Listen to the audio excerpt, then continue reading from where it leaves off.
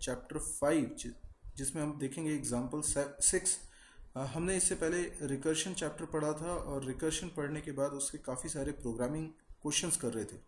तो उसी सिलसिले में ये 6th प्रोग्राम है जिसमें हम देखेंगे printing all possible binary string. तो सबसे पहले तो आपने इसके पुराने चैप्टर ज़रूर देखे हों। चैप्टर 4 में हमने रिकर्शन टॉपिक पढ़ा था। अगर आपने नहीं देखा है तो उसको ज़रूर देखें। रिकर्शन क्या होता है? जब भी कोई फंक्शन खुद को कॉल करता है तो हम उसे रिकर्शन कहते हैं। रिकर्शन की कुछ प्रॉब्लम्स हम ऑलरेडी डिस्कस कर चुके हैं। चैप्टर 5 के एग्जाम्पल 1 में देखा था टावर ऑफ हेनोई, फिर एग्जाम्पल 2 में देखा था फैक्टोरियल का प्रोग्राम, फिबोनाची सीरीज का प्रोग्राम, ग्रेटेस्ट कॉमन डिवाइजर का प्रोग्राम और printing all permutation of given string का प्रोग्राम। अभी हम एक बाइनरी स्ट्रिंग के सारे पॉसिबल कॉम्बिनेशंस प्रिंट करवाने वाले हैं। ये प्रोग्राम हम आज देख रहे हैं। इसके बाद हम और भी प्रोग्राम्स देखेंगे जैसा कि यहाँ स्क्रीन पे दिखाई दे रहा है।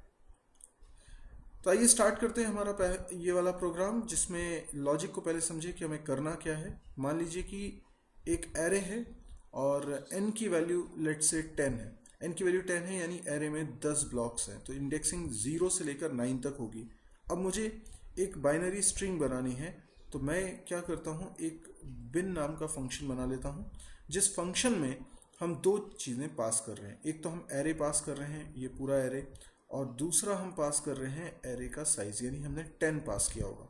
तो जब इस फंक्शन के अंदर आएंगे तो n की वैल्यू अगर 1 से कम है, जो कि अभी नहीं है, n की वैल्यू अभी फ़िलहाल 10 है, तो ये इफ़ कंडीशन फॉल्स हो गई है। एल्स पे आ जाते हैं, और क्योंकि n की वैल्यू 10 है तो a 10-1 यानी 9, a9 में हम 0 रख देते हैं, यानी ये जो लास्ट वाला ब्लॉक है इसके अंदर हम 0 रखना चाहते हैं। इसके बाद हम इस फंक्शन को दोबारा कॉल कर लेते हैं, लेकिन अब की बार जो वैल्यू हम पास कर रहे हैं वो 10 नहीं है, 9 है। n-1 लिखा है इसलिए 9 पास होगा। तो यानी कि यही फंक्शन अब दोबारा कॉल हो गया, इसी को हम रिकर्शन बोलते हैं, और इस बार n की वैल्यू हो चुकी है 9। तो फिर से एल्स में आएंगे और n-1 यानी 8 में हम रख देंगे 0, यानी हम फिर इसमें रख देंगे 0। और इस तरीके से ये फिर से कॉल होगा, लेकिन एक वैल्यू कम के लिए कॉल होगा, तो 0 आता जाएगा। तो इस तरीके से एक एक ब्लॉक में 0 स्टोर होता जाएगा, रिकर्शन होता जाएगा। एक समय ऐसा आया जब n की वैल्यू हो गई 2, राइट। जब n की वैल्यू 2 हुई, कंडीशन ट्रू है, एल्स में आ गए, 2-1 इज 1, तो a1 में हमने असाइन कर दिया है 0, राइट। तो 0 असाइन हो चुका है। अब इसमें आ चुके हैं, बिन फंक्शन को दोबारा कॉल कर चुके हैं। n-1 यानी 2-1 इज 1 पास हुआ है, तो यहाँ पर 1 आ गया है। अब 1 लेस देन 1 इज फॉल्स है, इसलिए हम फिर एल्स में आएंगे और 1-1 यानी 0, तो a0 में भी 0 असाइन हो जाएगा। और फिर से ये फंक्शन कॉल होगा और n की वैल्यू अब की बार 0 जाएगी।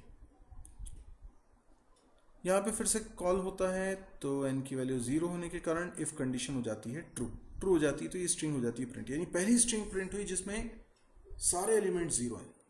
उसके बाद ये फंक्शन एंड, और वापस कंट्रोल वहाँ जाएगा जहाँ से फंक्शन कॉल हुआ था, यानी इस लाइन पर आ जाएगा।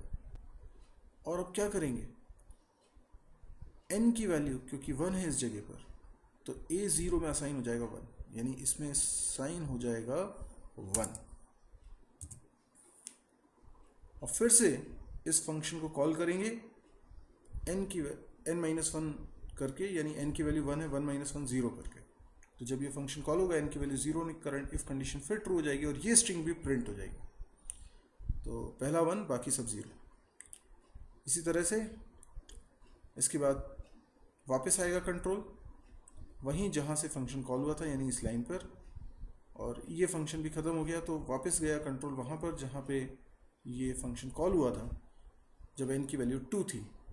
तो 2-1 1 ये इसका कॉल हुआ था। अब ये लाइन कंप्लीट हो चुकी है, यहाँ आ चुके हैं, तो 2-1 इज़ 1, a1 में असाइन करो 1, यानी यहाँ पर हम क्या असाइन कर देंगे, 1 असाइन कर देंगे और फिर से इस फंक्शन को कॉल करेंगे। तो आप देख रहे हैं कि हमने एक एक करके वैल्यूज़ पहले 0 करी और हर प्लेस पर पॉसिबल वैल्यूज़ हैं 0 या 1। तो एक बार बाइनरी फंक्शन को कॉल करते हैं 0 के लिए, एक बार बाइनरी फंक्शन को कॉल करते हैं 1 के लिए। हम वैल्यू सेट करते जाते हैं और दोनों पॉसिबल वैल्यूज़ लेते जा रहे हैं।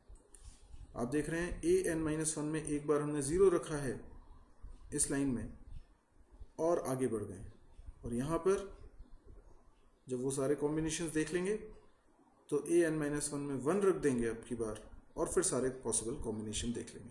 तो इस तरीके से हम ये पूरी स्ट्रिंग के सारे परम्यूटेशंस निकाल सकते हैं। अब मेन फंक्शन से कैसे इसको कॉल करेंगे, तो मान लीजिए मैंने वहाँ एक एरे बनाया है 11 साइज का। 11 साइज क्यों ले रहा हूँ मैं, 11 साइज इसलिए ले रहा हूँ क्योंकि एक्चुअल स्ट्रिंग तो मेरी 10 में ही आएगी। 11th पोजीशन पे तो नल कैरेक्टर होना चाहिए, तो मैंने A10 में, अब 11 साइज बोला है तो लास्ट इंडेक्स होगा 10, तो A10 में असाइन कर दिया मैंने नल। तो एक्चुअल स्ट्रिंग तो 10 लेंथ की ही है, इसलिए जब बिन फंक्शन को कॉल करूँगा तो n की वैल्यू 10 ही पास करूँगा, क्योंकि टोटल वैल्यूज़ एक्चुअल में 10 ही हैं, नल को तो हम एक्सक्लूड कर रहे हैं।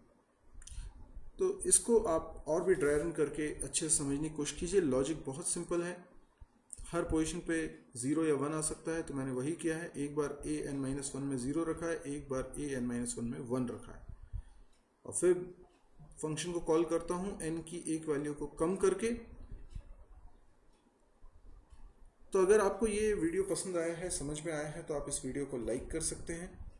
आपको लगता है कि इसमें कुछ डाउट्स हैं, कुछ शिकायत है, कुछ सुझाव हैं, तो आप वो कमेंट्स के ज़रिए मुझ तक पहुंचा सकते हैं, मैं उनका डेफिनेटली रिप्लाई दूंगा। आपको लगता है कि ये वीडियोस काफ़ी यूज़फुल हैं, तो आप अपने दोस्तों के बीच में शेयर कर सकते हैं, फेसबुक वॉल पे शेयर कर सकते हैं। आपको लगता है कि इस तरह के और वीडियोस की अपडेट्स आपको चाहिए और अच्छे अच्छे प्रोग्राम्स चाहिए, तो आप इस चैनल को सब्सक्राइब भी कर सकते हैं। चैनल को सब्सक्राइब करने से ये होगा कि जैसे ही कोई वीडियो मैं अपलोड करूँगा उसकी इन्फॉर्मेशन आप तक पहुँच जाएगी। Thank you.